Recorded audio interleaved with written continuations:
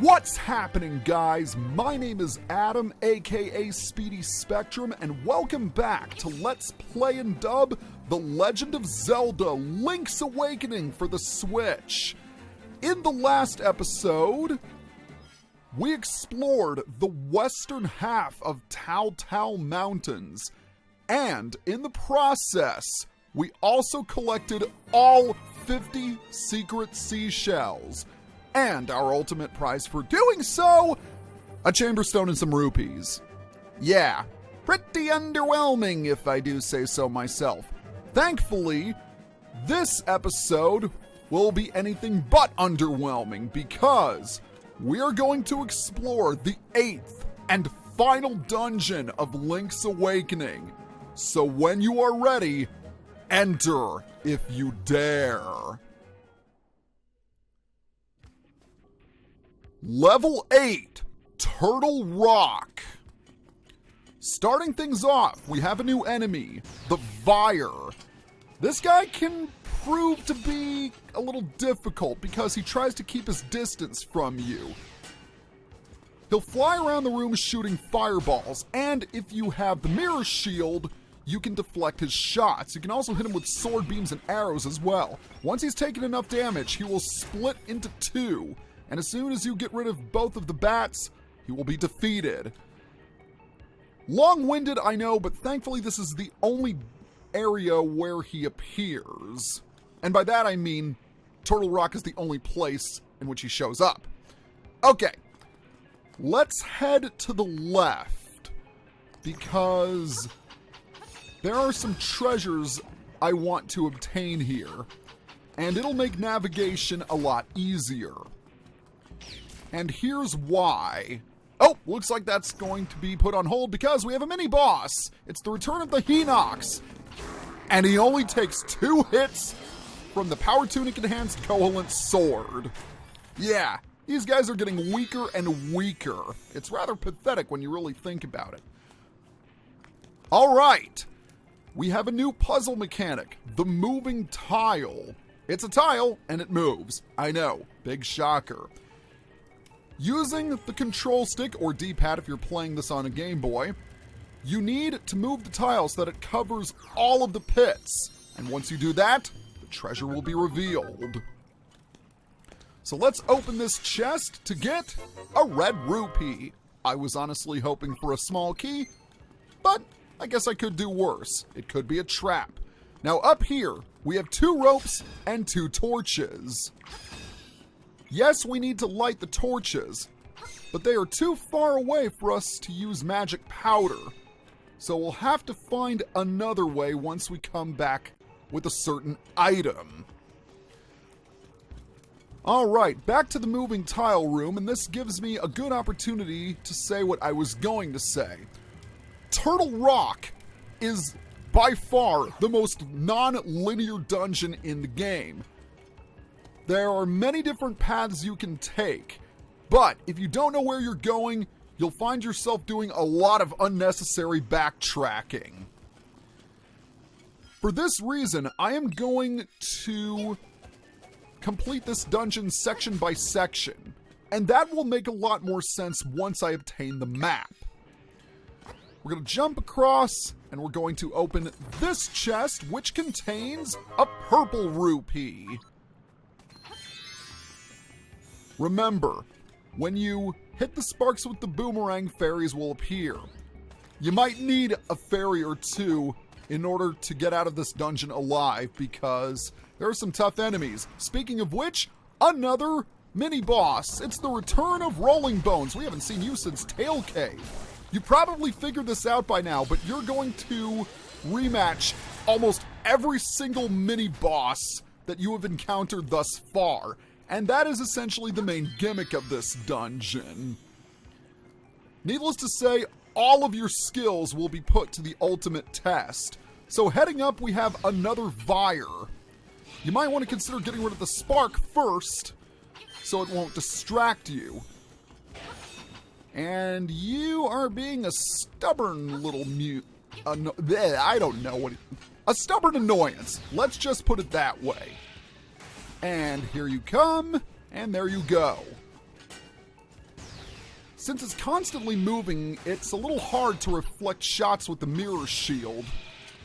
But, the sword will work just fine. And down they go. Which means we are rewarded with our very first key. Hoorah! Alright, let's head down this time. And we are going to encounter a vacuum mouth, as well as a bunch of... Whoa! Did you see that Zol? I mean, looks like the Zol is blasting off again, am I right? Anyways, let's open this chest and grab the compass. And if we check the map, we can see that there are a lot of treasure chests. We're done in this section, so I'm going to head back the way I came in order to take another route.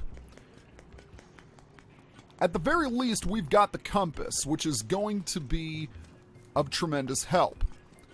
Different sections of the dungeon contain different items, and obviously the more items you have, the easier it will be to navigate. In the lower left section, we obtain the compass, and we will momentarily obtain the dungeon map. Now, here in the lava room, that's what I'm going to call this, although let's face it, there are a bunch of rooms with lava. But back to what I was saying earlier, this time we're going to head up. And we're going to push this moving tile to the left. There is a chest, and we want to open it. And naturally, when you find a chest, you always want to open it, so I don't know what I'm saying.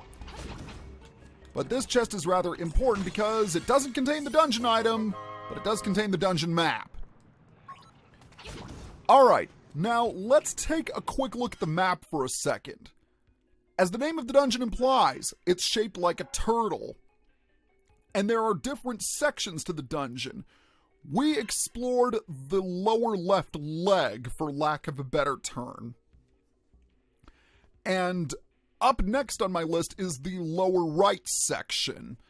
I'm planning on splitting this dungeon into two parts, much like I did with Eagle's Tower. Heck, it might even take 3 parts because this dungeon is quite long.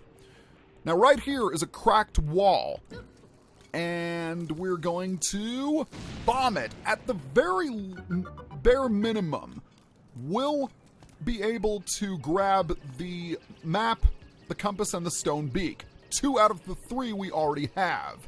Alright, I'm gonna go ahead and mark this staircase with a pin or a sticker. Actually, they're markers. Tomato, tomato, potato, potato. Whatever. Alright, we have some new enemies. Potaboos. Straight from Super Mario Brothers. Or is it Super Mario Brothers 3? I can't remember when they first appeared. Nevertheless, they serve exactly the same function. They jump out of the lava, and you need to avoid them. Alright, we're going to move over here, jump up onto the ladder, and out we go. And as you can see, we're in the bottom right-hand corner of the dungeon, so let's mark this with a heart marker and destroy all of these ropes. I don't know why they're called ropes. Because snakes are long and curvy like ropes? I don't know. Ooh, piece of power! That's very nice. And what's even nicer is this chest. It's the stone beak. Now we have all 3 of the main dungeon items. Well, I guess 3 out of the 4 if you count the nightmare key. Oh, it's the Smasher! Hey, buddy! You're exactly the same as when we fought you in Face Shrine. Dodge and pick up the wrecking ball to damage him. Exactly the same. 4 hits will do him in. Oh, you jerk! So let's go ahead and pick it up again and again. If you can bully him into a corner, then it'll get much easier. And that is it. Now, in the classic game, whenever you left the dungeon, the mini-bosses would respawn. Thankfully, they do not in this version. Heading up from where we are, we've got a Beamos, and we will quickly disable it. We also have a staircase, but we're not going to travel down it. Instead, we're going to see what this owl statue has to say. Fill all the holes with the rock that rolls. This left analog stick is the key. Yep, we kind of already knew that. All right, we're going to head down here, and then we're going to head to the left. Now, this room is rather special, and it's also rather important. First things first, let's go ahead and fill all of the spaces with the moving tile. Or we could epically fail. That's another option. Now, let's try that again, shall we? And wow, that was absolutely pathetic, wasn't it? How many more times am I going to have to hear that annoying tone? All right. Is it me, or are these controls not as responsive as I thought?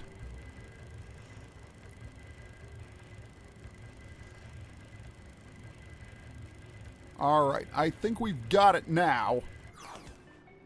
Then again, maybe not. You know what? I'm going to shut up while I do this, because clearly I can't multitask.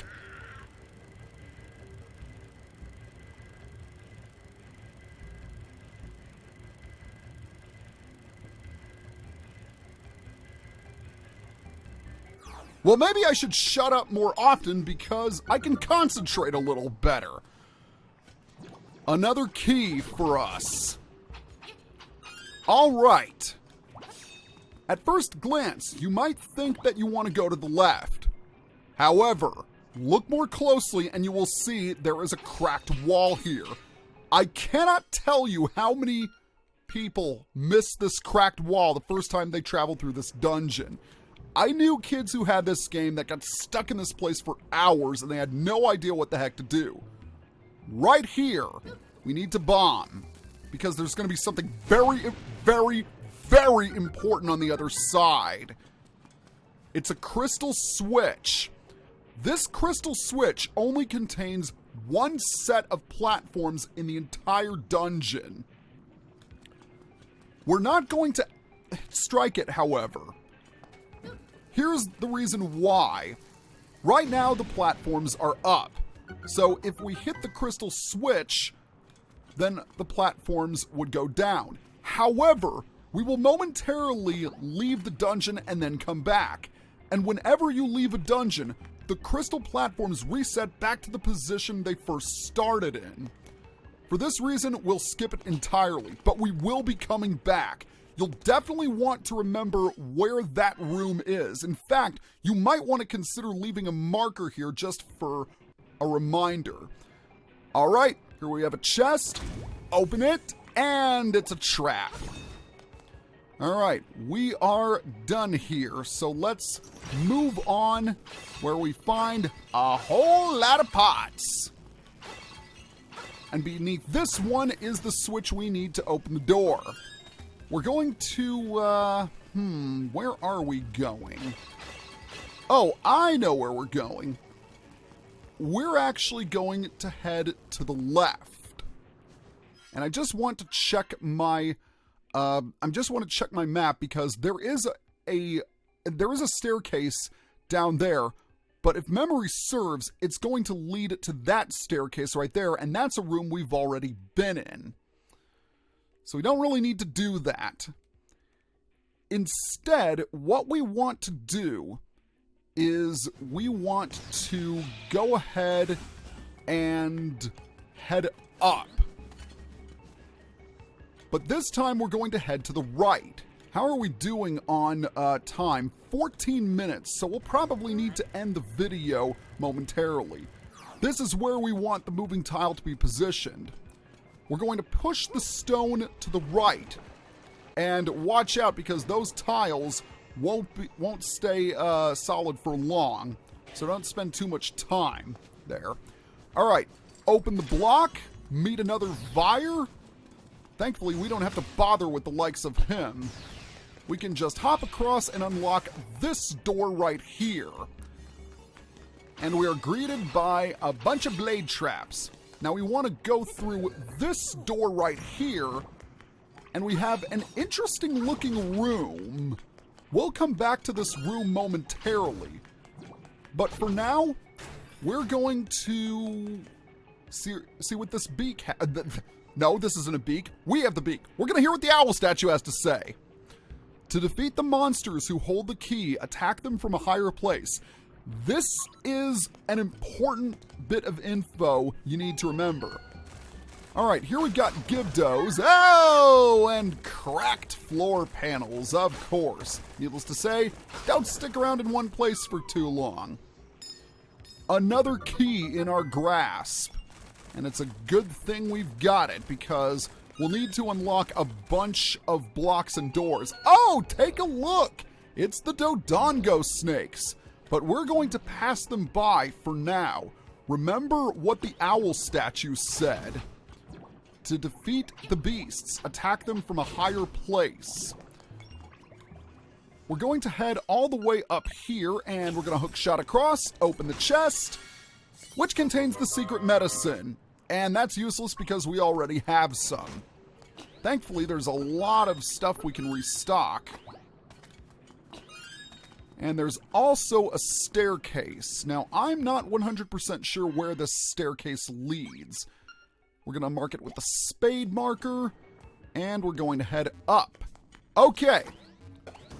We've got some Goombas and some Potaboos, but getting past the Potaboos might be a little easier than you think.